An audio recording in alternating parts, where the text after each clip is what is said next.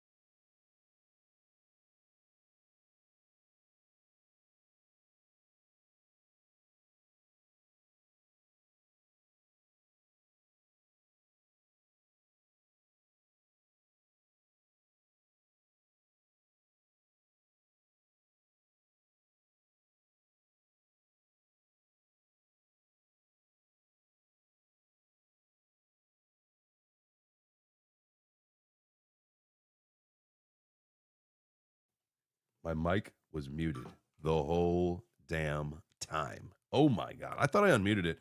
Oh, well, that's what happens. GM. Hope you guys are doing well. I appreciate you. Windy in Florida. So I was just talking to myself here for a few minutes, explaining to you, about the weekend and about how things are going. Muted Monday. Welcome. Smash the like on a muted Monday. We got it. That's just so having another. It looks like StreamYard is also having an issue streaming over to LinkedIn. So I guess it is what it is. We may still be in Mercury retrograde, and so if that's the case, just expect tech issues. That's just kind of how it goes. That's just the way the world works. But anyway, let's refresh. Smash the like button. Get started as you are taking your seat. Welcome, welcome, welcome. Please, please enjoy yourself this morning. I do want to apologize. I was muted there for a second, but I hope you had a great weekend. We've finally started to see some movement in the market, which I think we all expected. I'm looking at a potential cup and handle up to 76, 77, something like that. We'll see, and we'll look at the charts, all this stuff when we get there. Not quite textbook, but you never know. Let's see. What were some of the things that I was just mentioning? Oh, this morning. So this weekend, I got the idea. I've been doing so this show, the Morning Macro, started out with this concept of me, wanting to show you how I go through my morning, like doing some research, really kind of getting it. And things have probably morphed a little bit more now that this is, a public facing thing and we're doing the show with it. But with that, I got the idea of doing just like basically the headlines that we're talking about today on the show.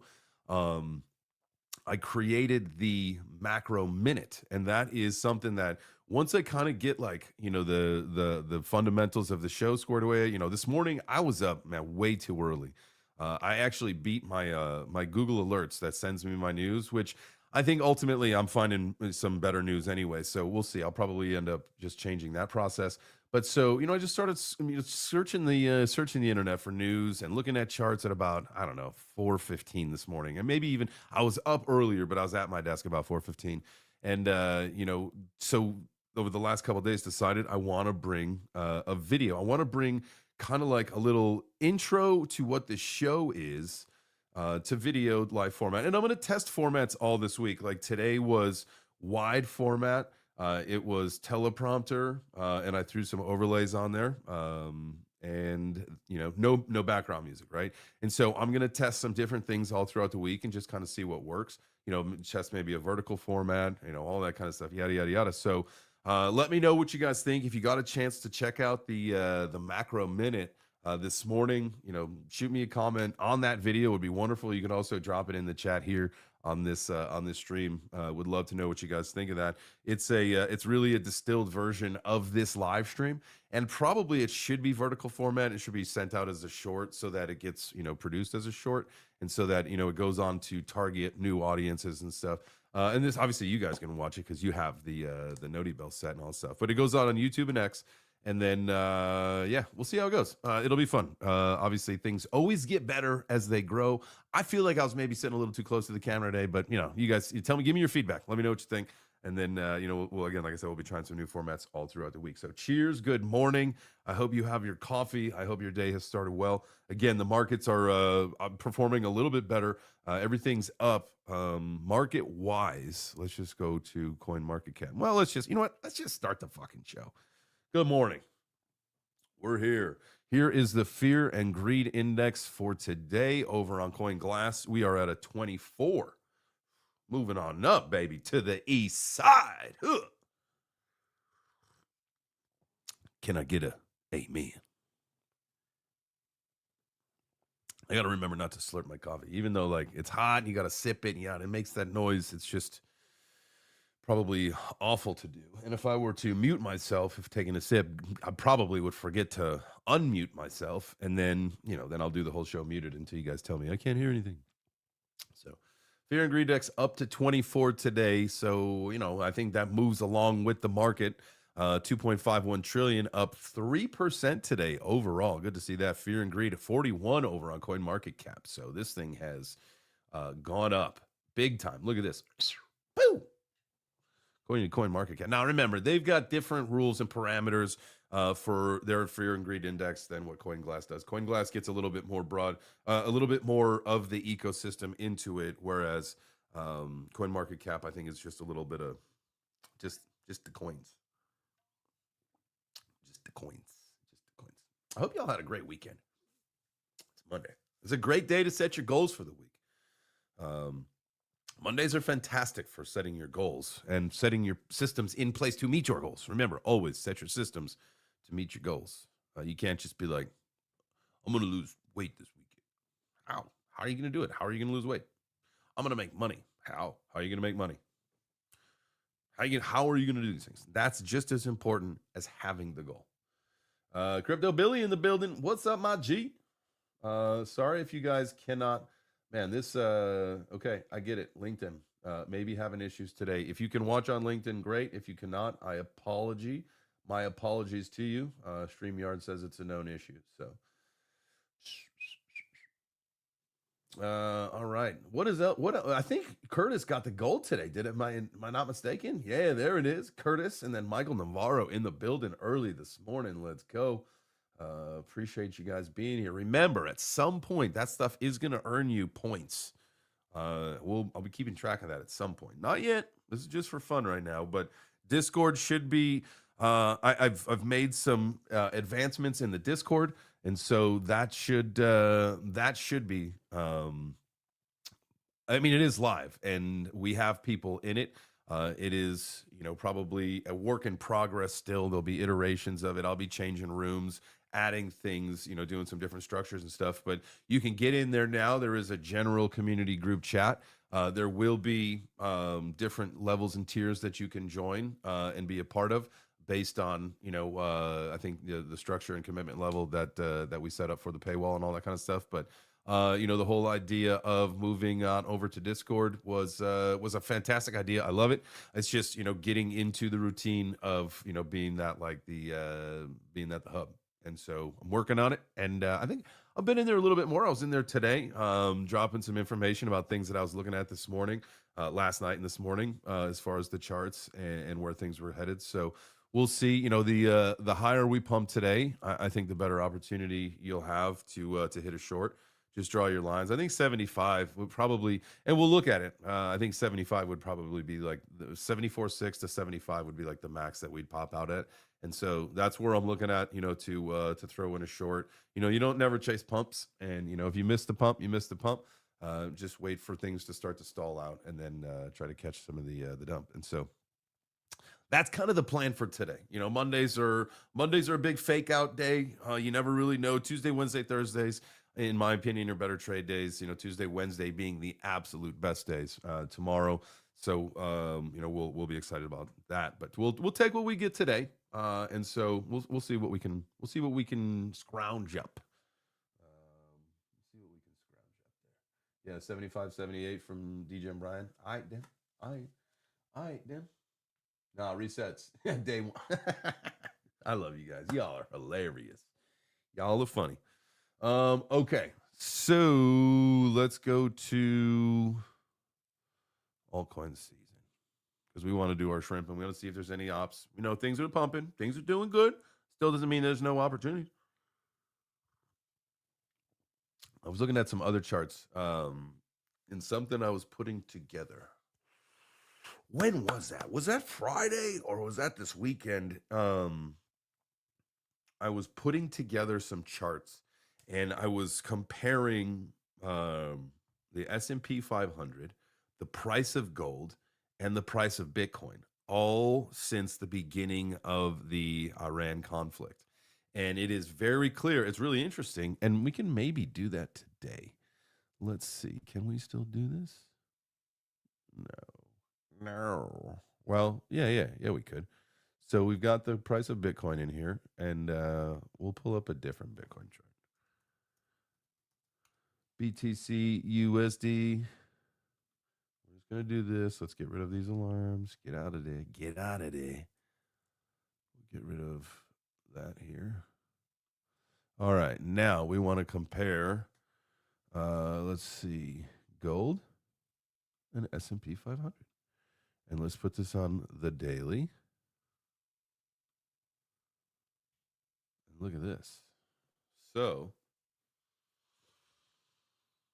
this, I believe, is, well, let's see. What is our blue is gold. Oh, we want to go. That's what it is. And we just want to make sure that we are to the end of February. because that's like when the Iran conflict started. This is gonna get weird because I can't do it like I had it this weekend. Unless we go on the hourly since the end of February. Yeah, that should probably work a little bit better. All right.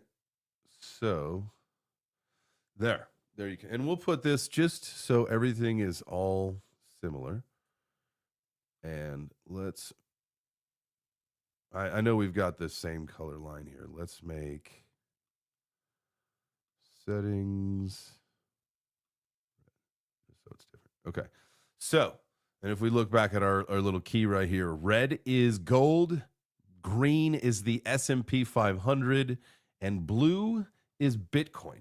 And you can see right here, around the beginning of the Iran conflict. So it was at the end of February, like the 27th, 28th, something like that, right? 26, 27, 28, something like that. They are all around the same fucking area because that's our basis. That's where we're starting this. Now zoom out to where we are. Look at this. You got gold is down, what, 3 point, well, they're both about 3.3% down from where they started, right? Your point of control is this line right here. So this is where they all started around that same time at the end of February, whereas Bitcoin is up 10.5% currently. Very interesting. I thought that was a very interesting statistic. Metals are cold right now. Absolutely. World War III, not Iran. Yeah, it is the world conflict right here. But so I thought this was a very interesting comparison right here, where you could look at the stock market, precious metals, and then Bitcoin. Very, very key indicator that look like, has Bitcoin given itself this new narrative of a safe asset when geopolitical tensions are happening, right? And you could see it. It's fucking clear. Is it a coincidence? Who knows? Is it just a potential that Bitcoin was going up irregardless of what was going on in the world? You never know. But if everything was dumping, I'm just saying, this is something to look at, something to be paying attention to, that if things continue to get shitty in the world, Bitcoin may continue to go up and everything may continue to go down. Tungsten is worth watching. We can do that. Yo, Luca in the building, GM fam. What's up, my brother? What is up, everybody? Make sure y'all are smashing the like on your way. You can, again, we used to say this, and we're going to go back to saying this. Look, you can do anything. You could be doing anything, and you are right now, you're hanging out with us. And so, the whole idea of rewarding yourself for certain activity, it's a great practice. It's a great protocol and practice. And so, that being said, what I would love is for you guys to start smashing. Now, you can smash anything, just like you could be doing anything. You could smash anything you'd like. There's plenty of things you could smash. You could smash your wife. You could smash your phone. You could smash a cake. You could smash the like button. That's what I prefer. If right at this moment, y'all could be smashing that like button. Let's go. All right. Let's go back to coin market cap because we wanted to look at some.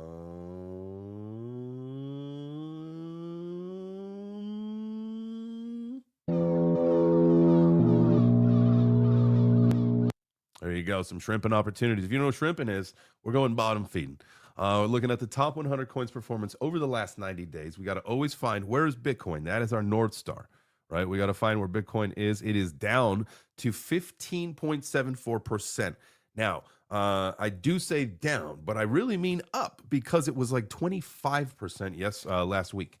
Towards the tail end of last week, when we were checking out our shrimping, when we were looking at the depths, we were looking at the depth meter.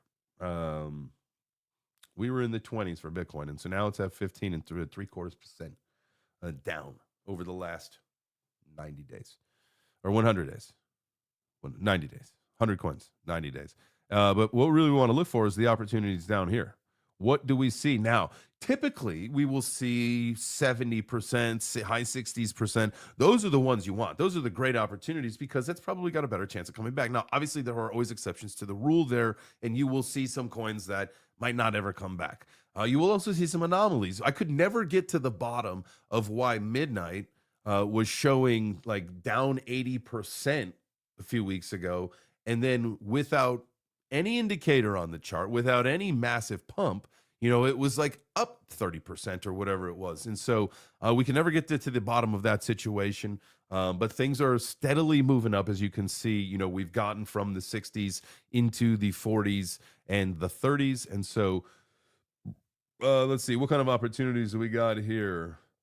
You got Arbitrum, if you like it. Say Zcash. I don't know. There may be a war on privacy coins. We'll see how all that goes. But that also usually makes them go a little bit higher, because they're like, if you say that I can't have it, I'm gonna get it. That kind of a thing. You can't tell me no. I'm doing it anyway. Aerodrome.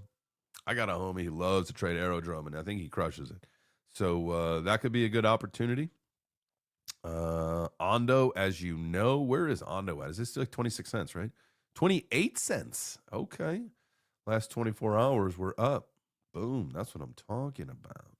There you go. I see 26 cents. I saw that, but now I didn't look over at my ticker. I've got it right over there. Right now it's on the XRP.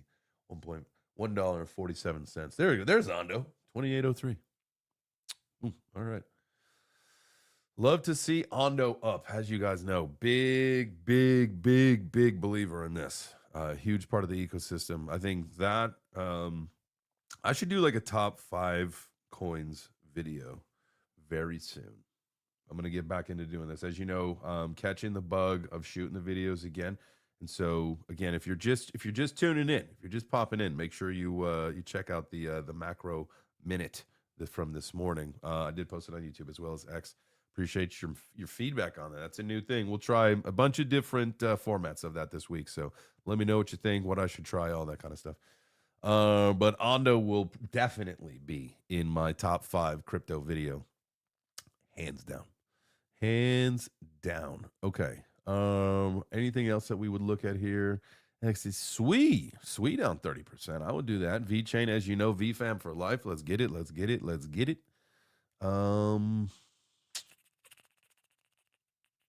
Sol down 27%. See, that's a big one. That is a big coin to be down that much. That is a big opportunity. We should be looking at the Sol chart. We should look at maybe even trading some Sol. Let's go to this really quick. We do not need, let's take gold and S&P off. Let's go back to normal. We go in Heikenashis. We like that. And why do we like Heikenashis? Well, it's because it really tells a story within the chart. It gives you some fundamental direction, and it gives you like at a glance like where are things going. Like as you look at the candles like this, right? Like it might telegraph a different story if you just put them on normal candles, right? There's a lot. I mean, it shows you some more of that volatility. Whereas the Heikenashis, again, you may have a particular instance where it's a red candle here, but it doesn't show red in Heikenashi because, again, it might just have been a short-lived, and it's moving. It might have been a trend direction change, whatever it is, right? There's a lot of different reasons. Another video opportunity. Let's talk about the difference between candles and Heikenashis and why people prefer, why they prefer. I think that would be smart. Let's see. We can always come back to a lot of these charts as well. Let's see. Let's delete some drawings and let's get a fresh look. Let's zoom out. Let's throw this on the weekly. So is the best. Oof, man, oh man, that looks rough. Well, where do you even begin here? I mean, my goodness. First off, those are those gray lines, the dotted lines. As you know, we have visited this before, and these are the alarms. Solana buy. If we hit this, like this is a buy. This right here, if we cross this line of support, this used to be resistance right here. We fought a little bit around it, and then eventually we popped on through. So we've got that marked as another one. And then right around the time that we get into here, where this was generational bottom, 2023 into 2020, the beginning of 2024, right? Late 2024 in this bump, when we came back up to Valhalla, up to about $300. Boom, boom. This is what we've got. We've got this listed as a sole generational buy, and that's listed at $23.59, right? And so this is for spot. Obviously, we'll have to get into different time frames for any kind of futures trading that we maybe would want to get into here.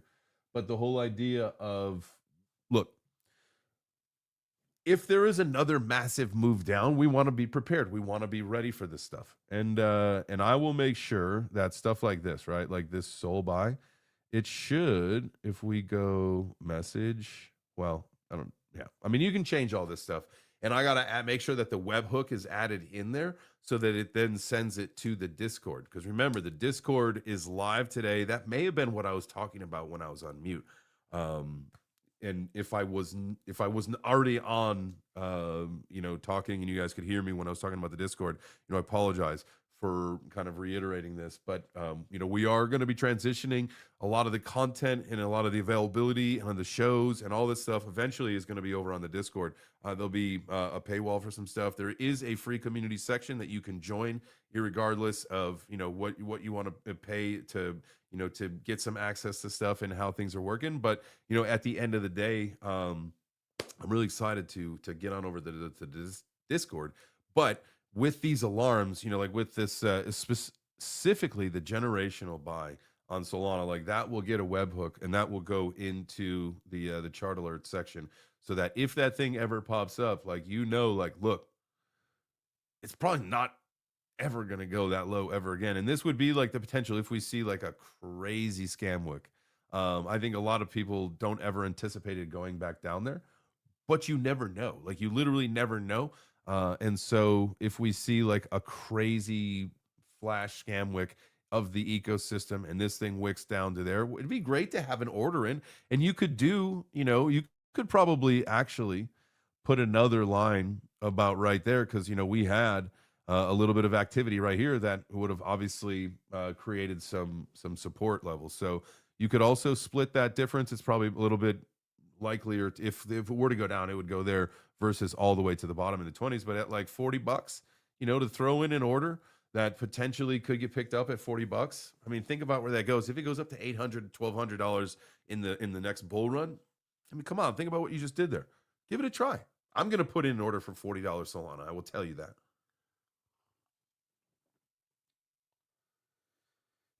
You're not live in Discord, are you? How many channels are up? Only a Gen Chat. Right now, depending on your access, so there is, again, like I was saying, there's the I'm building the paywall to it. So and I will get that, and probably by tomorrow. I just want to make sure that everything's set up correctly. If anybody does want to, get into the paywall and they want to, move past the free community section, that link will be available and you can, pick whatever you want. Again, there's, there'll be different groups. So there's the founder group, there's a supporter group, and then there may be one other group. It's going to be, 2 or 3 depending on how all things get set up. But right now there is more activity than just the general chat. It just depends on your what's that called? Your role.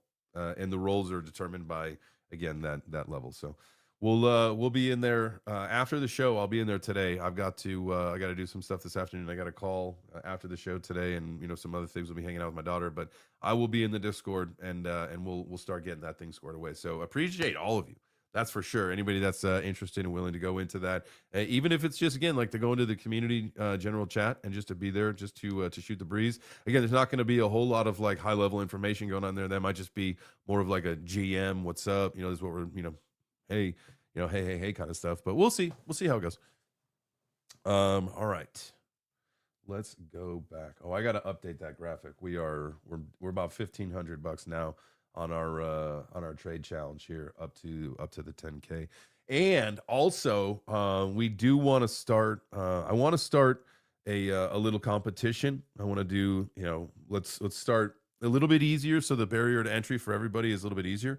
Anybody that is part of the BitUnex trade team, if you are trading over on BitUnex, I want to do a $100 to $1,000 challenge, right? Just $100 to $1,000, and it can take however long for anybody to do this, but there'll be like a whoever gets it done fastest, that kind of thing. There'll be a winner for that.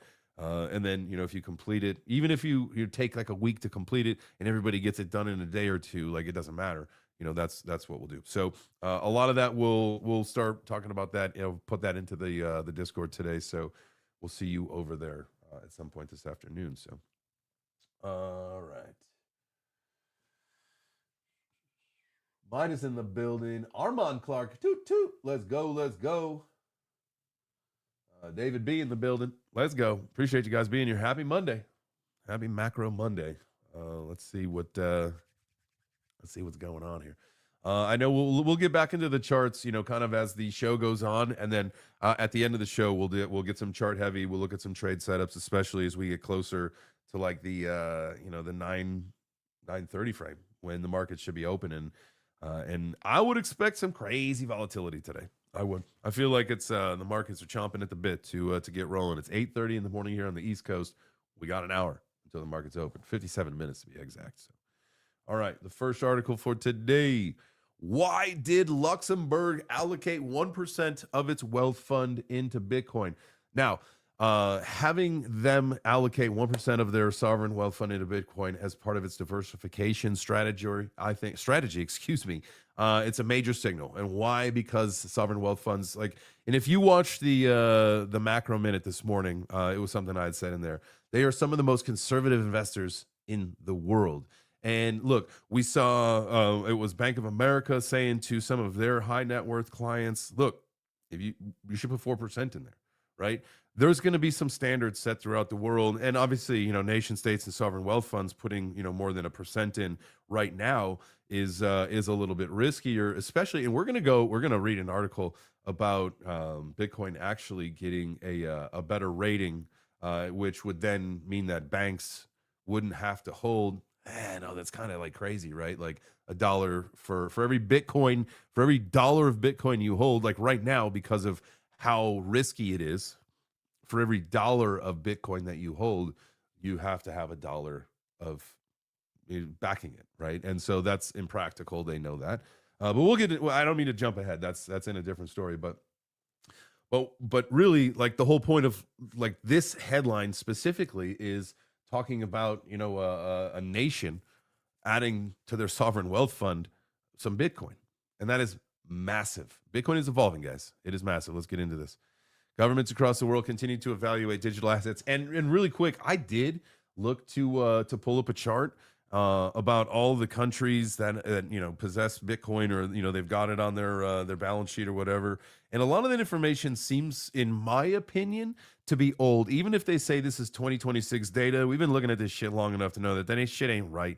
And there's countries like Luxembourg, not even, and maybe they don't have it in here, but maybe at some point, like we need to see some more transparency with some of this stuff. And so and none of the lists did I see, anything about, some of the news that we've, probably heard in like the last 2-3 months, including this stuff. And so we'll continue to find the right chart, or even build it ourselves. And that's something we can look at. Like, what are we looking at reserves around the world? Like who's got what? Because you got to think, like, the cool thing about that, and I'm sure that there's ways to track once you find the right source that, again, has the wallet or the wallets, and you can add that stuff up, like who belongs to what. And then from there, that stuff it can always be, I don't know, it can be updated very easily, because again, there's no more Bitcoin. It's 21 million minus what's been lost. That's it. You can't add anymore. And so it should be pretty easy to track as time goes on. So hola, everybody. Hola. All right. Governments across the world continue to evaluate digital assets. Luxembourg now joins that conversation with a notable decision. The nation confirmed a small but meaningful Bitcoin allocation inside its sovereign wealth fund. The move assigns roughly 1% of the national fund to Bitcoin exposure, and they manage one of Europe's most sophisticated financial systems. The decision signals confidence in digital assets as part of modern reserve strategies. Now, remember, the big thing that they call them over in the institutional world are DATs, D-A-T, the digital asset treasury. And so, that's over in the institutional world. I'm sure governments are going to have maybe a different name for them, other than their reserve strategies or wealth funds, whatever it may be. But Luxembourg sovereign wealth fund Bitcoin exposure may appear modest at first glance. However, sovereign funds rarely make rapid shifts, and you never know. This is the long term, and we'll get into this. Maybe they'll have it in here, maybe they won't. But like with what the United States has said with their sovereign wealth fund and how that was going to be put together, was that there would be X amount of time, basically a lockup period that they were going to put on it. That's basically staking.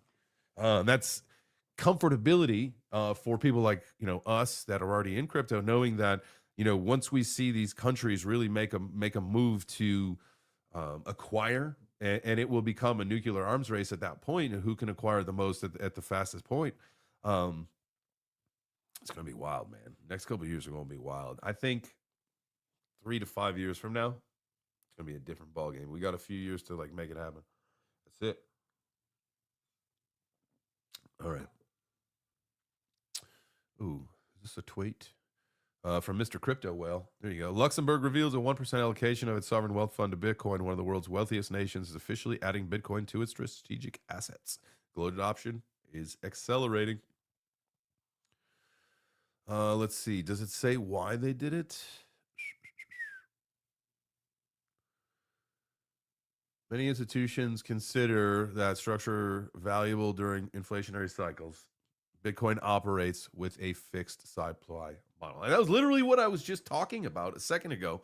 Obviously, we all know that 21 million, it's a finite supply, whereas, banks, or not banks, but governments, print, run the money printer. Let's see. Institutional crypto investment has expanded rapidly. I mean, we're going to go through a lot of these articles today, and it'll make sense. Exactly what we're talking about. Global Bitcoin adoption gains strength across governments and corporations. I mean, it's here, motherfuckers. It's here, whether you like it or not.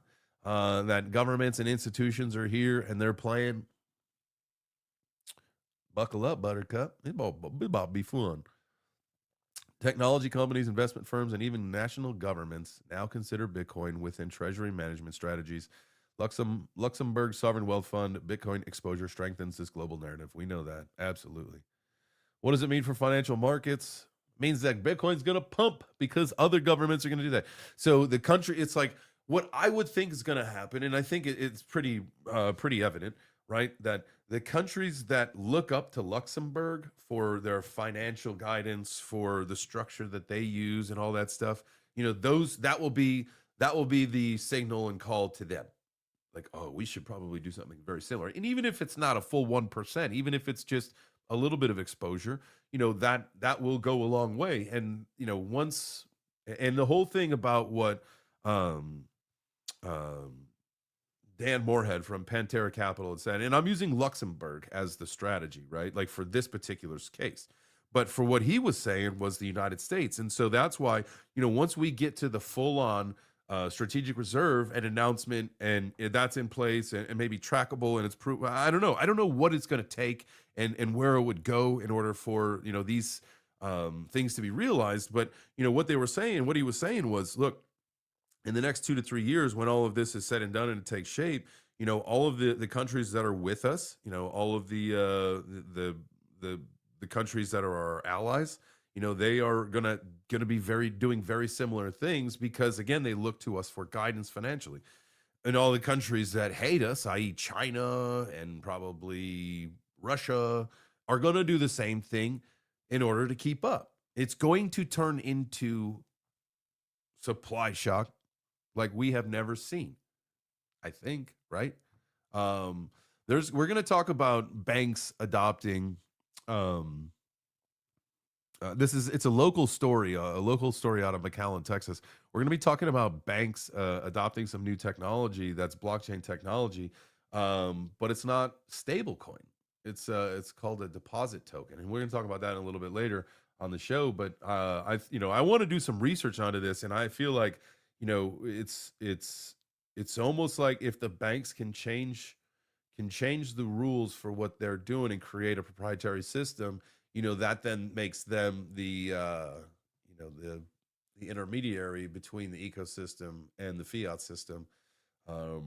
because they ultimately, again, we had talked about this for a while, is that, the banks will control the narrative because they control it for the masses, not for everybody. I understand that.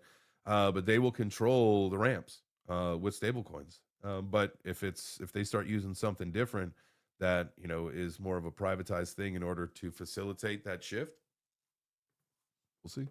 We'll get into that in a little bit. I have not done a whole lot of research on it. Again, I want to do that. I want to go through the article, and then there's a kind of like an informative article, and we'll go through that, and then we'll just bounce around a little bit of that a little bit later today. Get yourself a cold storage wallet. Get yourself a Tangent wallet. Right now, it'll save you some money. Use code JChains. You could just scan that QR code, or just go to the Tangent site and drop in code JChains. It'll save you some money. It is going to be time to do a wallet refresh, right? Every time we start new markets and enter new markets, look, we've all been trading coins, connecting to contracts, doing the things, getting NFTs, yada, yada, yada. Now it's time to get yourself a freshie cold storage. If you don't have one already, Tangent would be the one that I would recommend. It's what I use. And I do have, I think I have one to give away. Yeah. Tangent Stealth Wallet. I got a Tangent Stealth Wallet. I might even have a 3-pack as well to give away. Oh. I just dropped a bunch of other things, but all right, yeah. So we have got a Tangent ring, and then a Tangent Stealth Wallet. We'll be doing a giveaway soon about those, and so you guys can make sure somebody can win a get themselves a little cold storage wallet here by Tangent. More coffee? Yes, please. Thank you. All right. We're cruising on through. All right, next article. Here we go. This is one that we were talking about a little second ago, a couple minutes ago. Excuse me. The Basel III update could unlock bank liquidity for Bitcoin. And so here's what it says a little bit. Right now, Bitcoin's current risk is a 1,250%, and it makes bank Bitcoin exposure highly capital intensive. And this is according to some guy named Nick Puckrin. And why we're saying capital intensive is, and this is what I was saying earlier, is for every dollar in Bitcoin that a bank would hold, because it's so risky, they would have to hold $1 in fiat to back it. And we all know that goes against the bank's model because they take in $10, and from that $10, they loan out 1,000, expecting all that money to come back in. Scam. It's a scam. It's not 1% better. 1% better is getting into crypto. I'll tell you that. Executives and analysts argue Basel risk weights mispriced Bitcoin versus asset like bonds, gold, and cash. Let's go through this. And this is a quick one here. So Nick Puckrin, like I was saying, says a 2026 update to the Basel III bank capital rules could be a major catalyst for Bitcoin adoption inside traditional finance. We already know it's happening. We already know the adoption is happening institutionally in the TradFi world or the financial world. Like, we know this is happening. But to make it easier, to make it more accessible, to make it more financially plausible, I think look, again, it's happening whether you like it or not. And so, like, if it turns, some people, like, I've gotten some messages where, like, dude, this is bullshit, that this is like what you talk about is like institutional stuff and banks. And it's like, well, fucking, then go watch something else. Like, go watch some Hopium. Go watch some meme coin trading if you want. But, like, this is where the ecosystem is going. This is where crypto is going. So we might as well be following the narrative and seeing where this is headed. Again, I think it's been pretty clear over the last few years where if you look at the Bitcoin conference going from, we all know that Bitcoin and crypto started out as a movement. It was a peer-to-peer, man. It was for damn the man, fuck the governments, all that shit. But we let them in with the intention of them pumping our bags and hope, right? We wanted them to pump our bags. But the whole idea of us losing that battle, that we can win the battle too. Like, that's what we're here for. That's why we don't capitulate. That's why you don't sell your coins, because you can still win if you keep holding over the next couple of years. And I know sometimes you got to sell a little bit to make life happen, all that stuff. Look, I'm with you. And that's what I got to do too. But, the whole idea is hang on for dear life. Hodl, hodl, hodl, hodl, because the whole flippening is happening. Like, we are, and it's the narrative. I feel like almost every single day when, we're I go back and I look at the show and I look at the news and things that we're talking about. It is, crypto is becoming the financial ecosystem. Like, it was always the question. It was really interesting, right? Like, when you talk about the stock market and you talk about crypto, and right, like, crypto was extremely volatile and people were so scared of it. And, the stock market was just flat. Like, man, 3% was a big year for me, that kind of thing. And we're like, oh, I think at some point they're going to meet more in the middle. Like, crypto will become less volatile. The stock market might become a little more volatile. But as it turns out, the stock market is going to start running on blockchain. Like, these moves are being, in the works right now within the NASDAQ and all the entities that be, like, to move this stuff into a 24/7 framework that makes it digital. Like, we have some digital stocks that are available now. That is, tokenized stocks is another article that we're going to talk about today, where it's, look, like, we're building the infrastructure, but they are not ready to use it. Like, the institutions are not going to be using it yet because the interest is not there quite yet. We've got to build it. It's got to be regulated, and then they will use it. And that's how it's going to work. And so we'll get into that a little bit later. It's just really interesting how these stories, they all just blend together because of how we're seeing the overall narrative spin of, again, institutionals, governments, the retail lost this. And again, you look at overall, and I call this the bullish divergence of crypto, of Bitcoin, of crypto, whatever, right? And I know they're not synonymous, but for this particular moment and this particular point, they are. The headlines, and why I say that they're synonymous right now is because, like, I just mean from a general broader ecosystem scope, is that the headlines across the board are fucking crazy bullish. We may be in a little bit of a short-term relief where we're going back up into the 70s, but overall we're in a downtrend, and you're in a downtrend until you're not. We have to break out of some structures in order to say that we're not in a downtrend anymore. But the whole idea of price down, indicators up, that is a bullish divergence. That is a clear pattern that we are seeing physically play out with crypto right now. And that has got to get you excited about where we're going, because with prices so low, but with all this insane activity happening on in the background, y'all, fam, come on. Smash the like button if you are excited about where crypto is going. In the next 3 to 5 years, I think Bitcoin will be in another price range that is in another stratosphere. Like, the charts will be so fucking hard to read because all of this activity from, we'll just say up to 2026. And then there's this, or 2028 maybe, right? And then there's this massive God candle that takes us to another stratosphere where, you basically, you look at the chart from that point up, and you have to go back and reference this, but it's just going to be too high. It's Monday morning and I'm smoking some hopium, man, but you want some? But that's where I think it's ultimately going over the next several years, right? Especially as you start to see countries fight for this stuff. Countries fight for it. Wealthy people are going to fight for it. Institutions are going to fight for it. Corporations are going to fight for it. It is going to be the thing. At some point in the next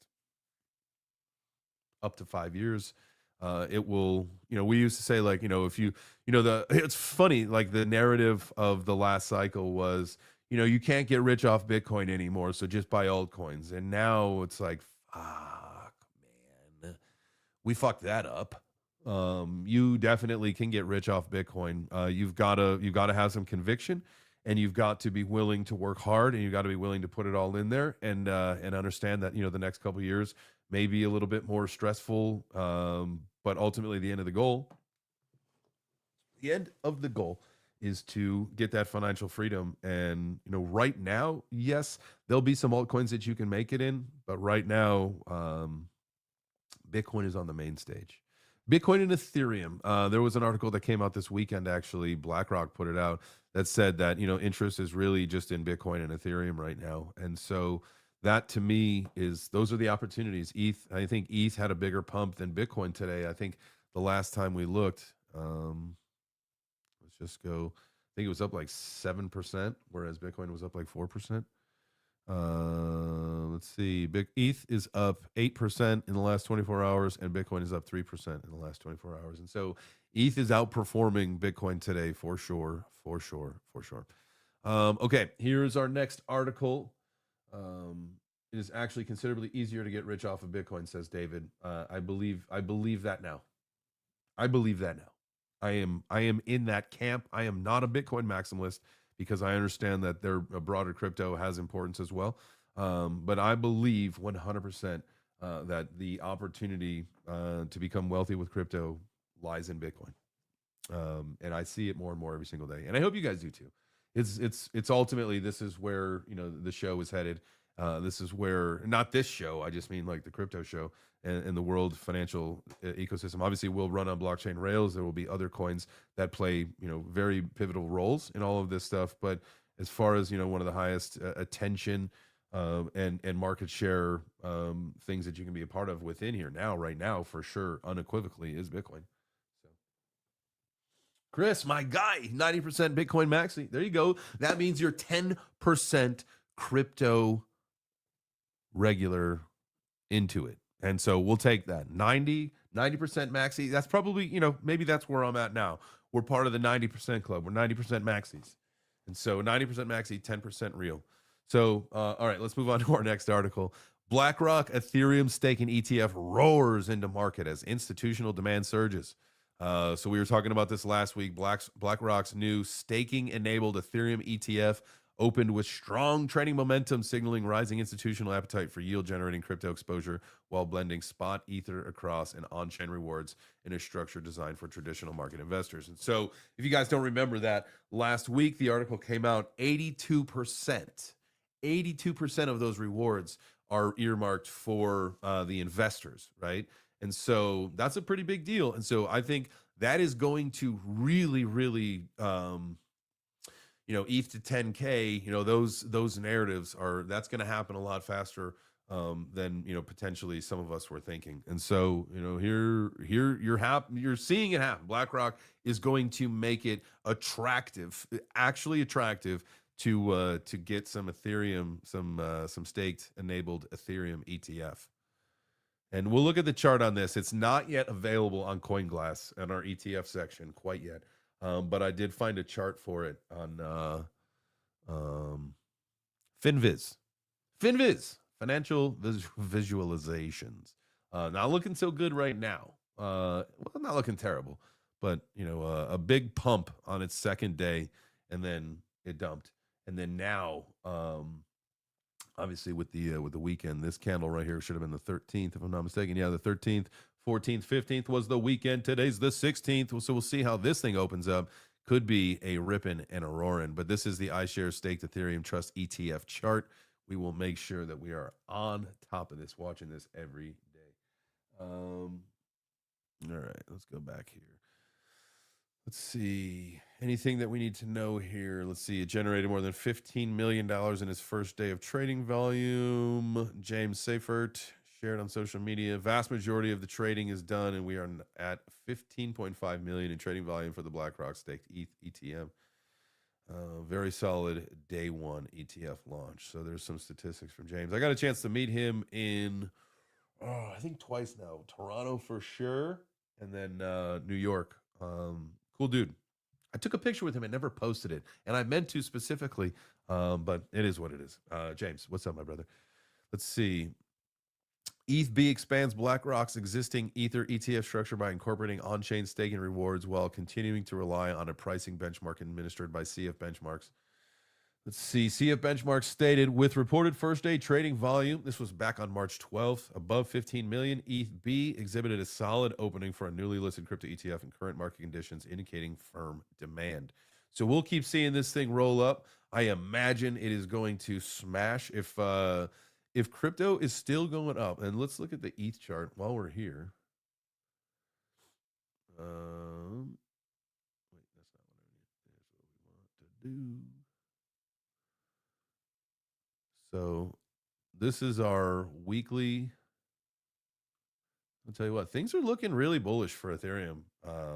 As far as I'm concerned, like I would think, we've got wiggle room to come down here a little bit farther. We can come back down to like the 1700 level, but those days are numbered, right? Like as time goes on, like obviously the floor goes up. And so as long as we don't break structure and go below it, the lower we can go just continues to get higher as long as we're printing higher lows. However,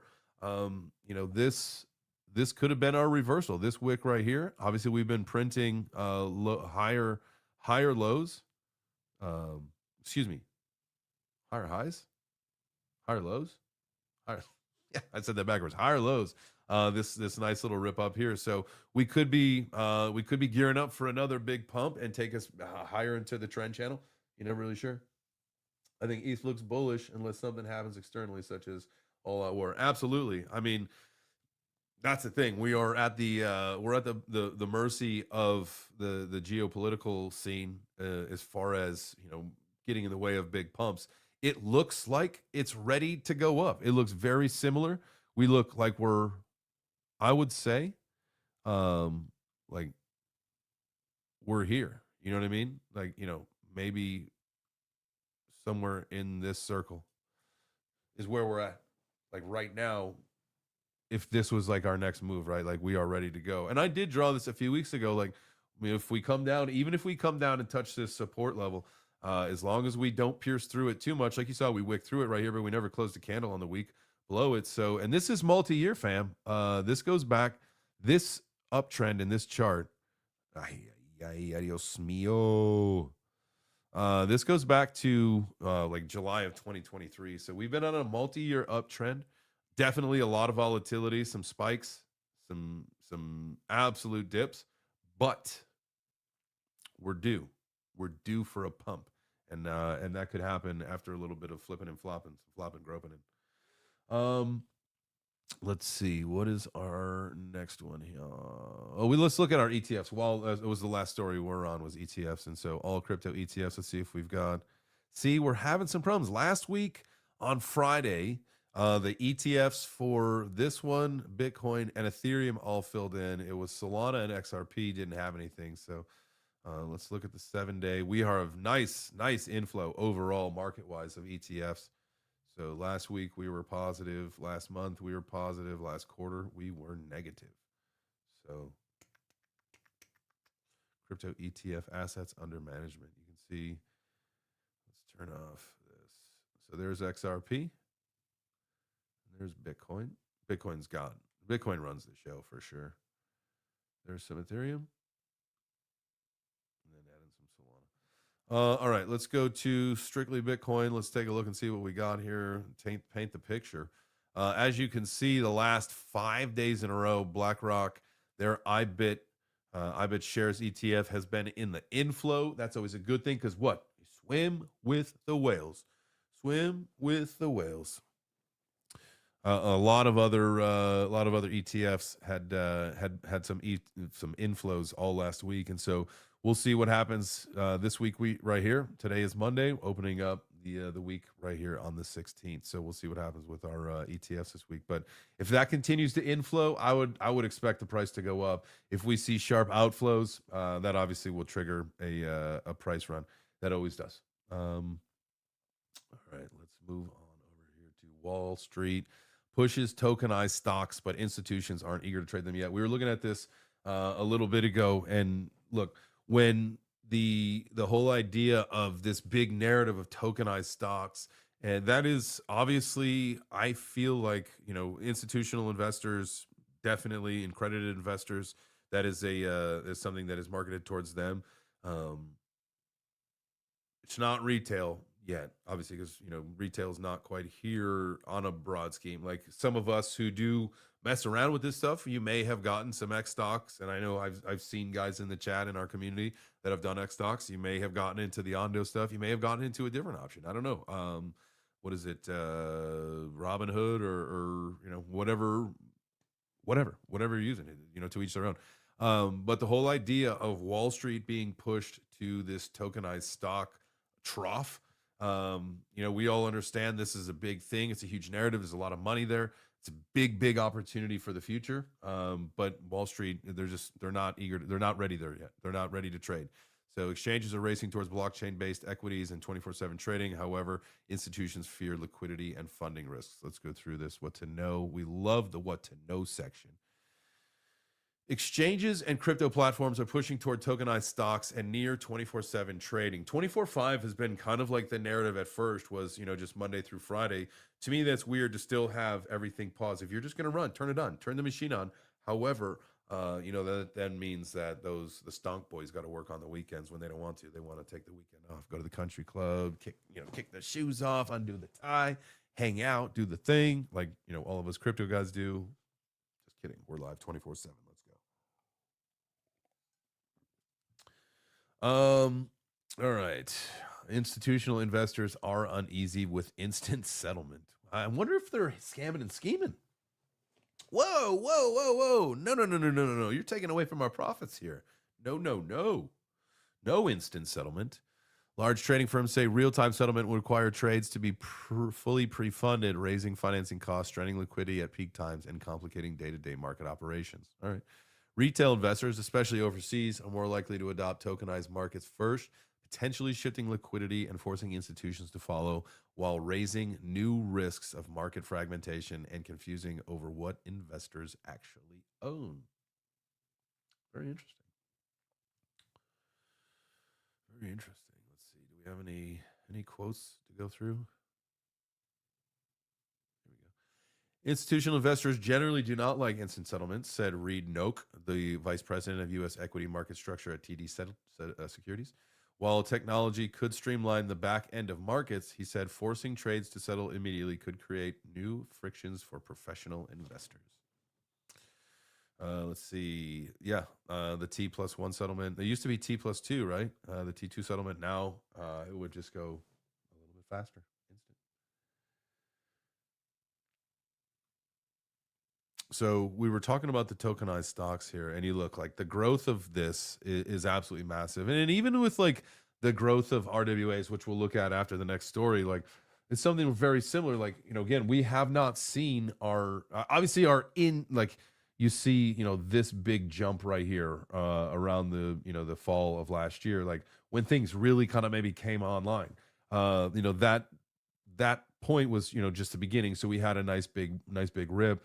But now we've just been slow grinding it in. And at some point, like when the model breaks and something is developed that is actively, accepted, you will see same thing like with a lot of, because this is a brand new ecosystem, this is very early on, we will see that massive God candle through, even just market caps of ecosystems like, tokenized stock metrics. This next article, look, they may not be ready to do tokenized stocks, but look, tokenized commodities just hit $1 billion on XRPL. I think, that's important. It shows real world assets starting to move on chain. It's instead of trading commodities through traditional brokers or future markets, investors now hold tokenized versions of these assets on chain, as you guys know. The XRPL crushing it, $1 billion here on the RWA scene. 1.14 billion representing 52% of its 2.17 billion RWA market. This growth, the network second globally behind Ethereum. If we look here, it was moving a little bit. It's got it at number 8. You've got, as far as the RWA league table, you got, see, it just moves around all the freaking time. Now we're at number XRP ledger. Let's just go into it. So the distributed asset value is at $459 million. It's down almost 5% from the last month. The numbers are all really down, is what we're seeing on this particular chart. You got your represented asset value, your 30-day transfer value, all these things. But stablecoin holders is up 50% in the last 30 days to 52.76 thousand. But what you can see is the asset value, the 1.42 billion. I mean, that's what they're talking about. Look, XRP is gonna be big. I don't own any XRP anymore. I had sold that off. You guys know my goal is to at this particular moment really kind of go everything into Bitcoin, and we'll see how things go from there. I'm not adding new altcoins at this particular moment because I think altcoins are still going to get another opportunity to go down. And look at the wick. I mean, this is why I think so. Let's look at maybe not Ethereum, but maybe. And there's there was this wick from the let's see, April. This is April 7th of 2025. What was once a wick becomes a candlestick, right? So we could see potentially a 1397. We could go back down just below 1400. That would be fantastic. That is over on ETH. There are a lot of other coins that had their scam wick. I think the Link already cleaned out its scam wick. Not only the one that we had in October, but that one from August of 2024, right? Which is something that we also line up with the Bitcoin price. So Link, I feel it is safe. Link is bottomed out. You could probably go get that at any point. AVAX, same kind of thing. It's right now at its scam wick from the October scam, right? Solana, as you know, we're past it. VeChain, well past it. This is down in the depths of hell. I don't even know what the fuck is happening with VeChain, down to 0.5 cent. Golly. I need more coffee just looking at that chart.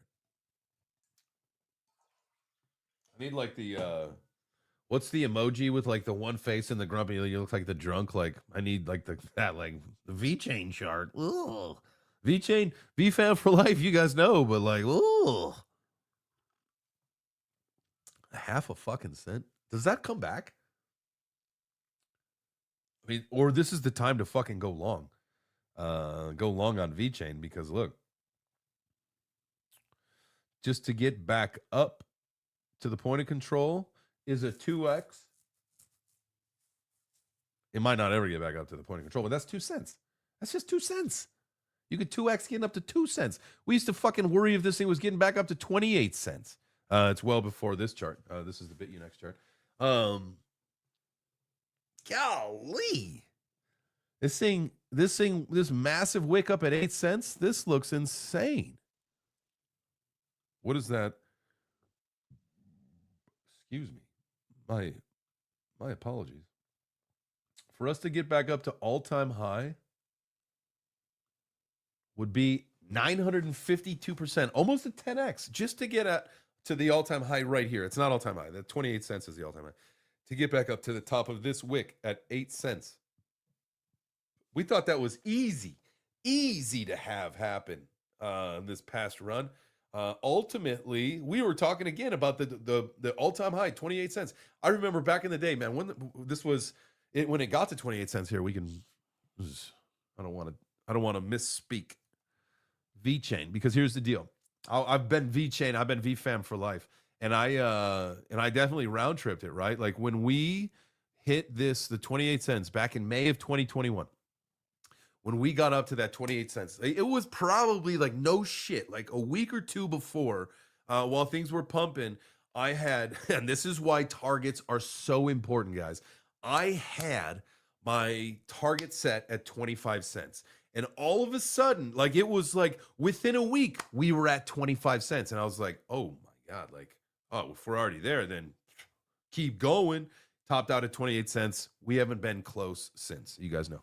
And so with that being said, I round tripped my VeChain. I'm a VFam for life. I'm in the ecosystem. Did a lot of the VBetter stuff. It's been a little bit. I should be taking pictures of my coffee right now. It'd be great to be earning some tokens while everything's down, because I think you get like, because no one's doing it, you probably get like a max reward. I don't know, Carrie, are you still doing anything? Are the rewards still pretty good? I know it's not worth anything, but eventually, if it comes back up to a couple cents, it will be, especially if you're doing it every day. That was the whole thing, was you were changing behaviors, earning some crypto, just for doing some things. And yeah, we can get back into it, taking pictures of coffee, doing our mugshot. Yo, GM fam, thank you for being here. Appreciate it. We are going through the news. We got a few more articles, and then we got a skedaddle for the day. Let's see. We talked about the XRPL. We looked at the XRPL data. Here we go. Bank testing new blockchain tech to send cross-border payments in seconds. And this has brought something to my attention that I think I want to do some more research on, and it's called deposit tokens. We'll go through this in just a second. So this is a local story out of McAllen, Texas. They got a local bank that is testing a new tech that could change how businesses send money across the U.S.-Mexico border. And all of us are thinking like, yeah, it's just crypto, it's blockchain. But they are going to be using a digital version of bank deposits. It's a deposit token. It's a little different. This will revolutionize how banking operates because people will want this for the immediately and the automation that will start first with businesses. And that's from Jay Leal, the executive vice president and chief information officer at this Vantage Bank. It is a pilot program, but here we go. The bank is using digital asset technology to create what's called a deposit token, a digital why can't I talk? A digital representation of a US dollar that can be moved quickly using blockchain networks. And y'all are thinking like, y'all, dude, it's a stable coin. It's not. Like, it's different, I believe. And we're going to have to go through this. And I've got an article to pull up on that. I'll go through that later because we got one more Aussie thing, and then we got to roll. I think the fundamental nature of blockchain technology and the decentralized nature of it is a real benefit if the people are using it or design something on it or trying to take advantage of and harness that feature of the power. That was from Patrick Sells. He's the CEO of True Digital Corp. We can pull this up real quick. How deposit tokens are changing the digital money ecosystem. Let's see. Here we go. This demand has predominantly been met by stablecoins historically. However, the possible adoption for blockchain for payments and complex commercial transactions at scale, including sophisticated institutional activity, raises question as to what forms of digital money will be best suited to support a transfer of value on blockchain systems. So I'm going to put an article out about this later. I'm going to do a video about the difference potentially between a deposit token and a stable coin, and if there are similarities, if there are differences, and what that means for us. All right, here's our last article of the day today.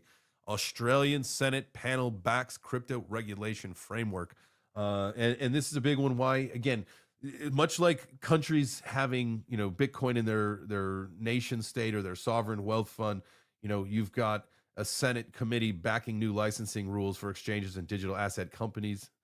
This is part of a broader global shift where countries are moving from regulatory uncertainty toward clear rules that would allow institutions to participate in crypto markets. Big time stuff.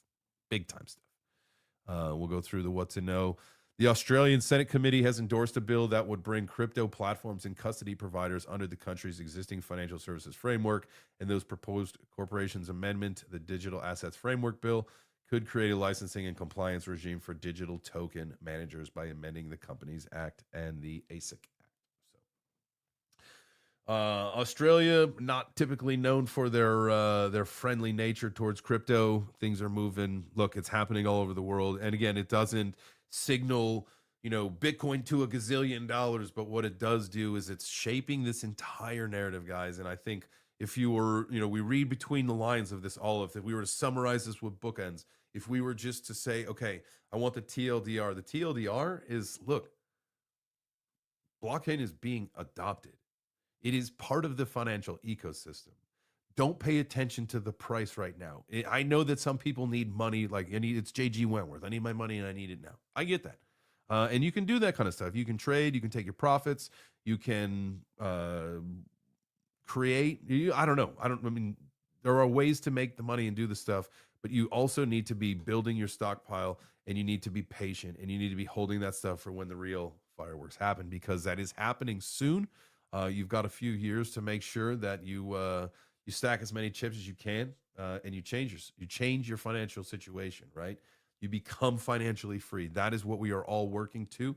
We've had a few times to get a run at it, learning the ins and the outs. I know I've been a few cycles deep. I've made a fortune and I've lost a fortune a few times. That's just the way that it goes.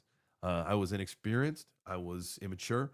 I didn't know, how the ecosystem worked, and I get it now. I'm very, very, very clear. I have a better understanding, and I'm probably a little bit more patient with the whole thing now. And so, let's do this together. Let's join up. Let's win.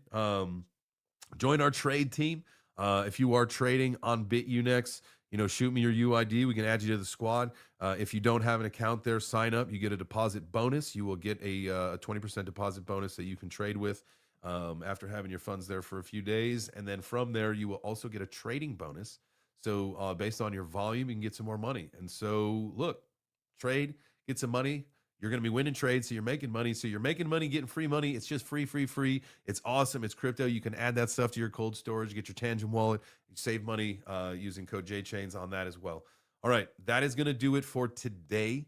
I appreciate you guys. Again, make sure that you are smashing the like button on your way out of here. If you can, if you've not done so already, please watch the Macro Minute. I shot that this morning, put that out before the show. I'm going to be again, and again, set your alarms or set your noti bells for that stuff to come out all throughout the week. And I would just love your constant feedback on how that's looking, because like today was wide shot. Tomorrow I'm going to do that vertical, and I'm just going to be doing it all different formats to play around and see what is the most successful and see what you guys like the most. So that being said, I wish you all a very, very wonderful day. Remember about the 1% better rule. Every single day, we are trying to make ourselves 1% better. And that is in 3 categories: our mind, our body, and our portfolio. And so, if we need to have a mental day, right? Do that. Have a mental day. Get some clarity. Give yourself the grace and give yourself the opportunity, right? Your body. You haven't been in the gym in a while, or, it's shitty outside. It's storming where I'm at today. Probably not going to be able to get out and go for a run. But what I could do is get into the home gym, use the power tower, hit the bag, do some yoga, whatever it might be, work on my body and also my portfolio. We're going to be trading, right? The markets open up in about 15 minutes, a little bit less than that.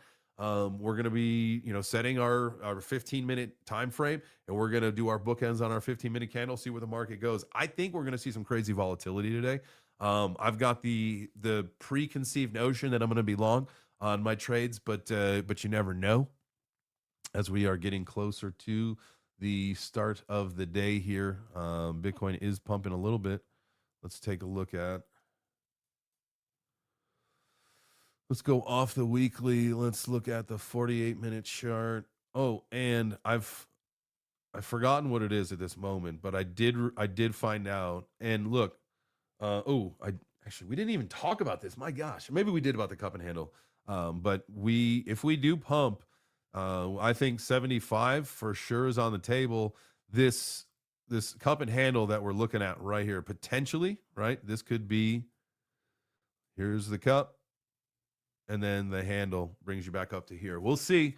We'll see if that goes. That's 77.1. I think 75. I think 70. We had talked about this earlier. 75 to 78 is what somebody else said in the chat. That would be in line with something like this. And so if we do break, I've got some alarms set now here on the rim line of the cup. If we go past that, I'm probably going to go long. However, we will be looking at the 9:30 start coming up in 10 minutes of the TradFi markets New York opening. So that being said, have yourself a wonderful day. Trade smart, trade safe. Set your stops if that's what you do. Run them naked if that's what you do. Sometimes I do. I like raw dogging a trade here and there. Especially if I feel like we're going to, everything is looking like we're going to go one direction. Sometimes you got to let the market breathe, but that's a personal strategy. Everybody's got their own. I love you guys. Obviously, I will see you tomorrow.